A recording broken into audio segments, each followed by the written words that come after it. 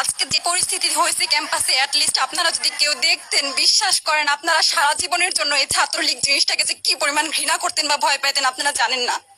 এরা আমাদের সামনে রড দিয়ে পিটায়া, ছেলেগুলারে রড দিয়ে পিটায়া একদম আধা মরা করে ফেলছে। তারা এসে আমাদের পেছনে লুকাইছে, আমাদের বোরকার পেছনে, আমাদের ওড়নার পেছনে লুকায় বলে, আপু আমাদের একটু লুকায় রাখেন, আমাদের ওরা মাইটা ফেলবে, আমাদের বাঁচান আপু বাঁচান। আমরা তাদের ওড়না দিয়ে বোরকা দিয়ে লুকায় রাখছি, সেইখান থেকে আমাদের ধাক্কা দিয়ে ফেলে দিয়ে তাদের বের করে আবার মাথায় রড দিয়ে মারছে।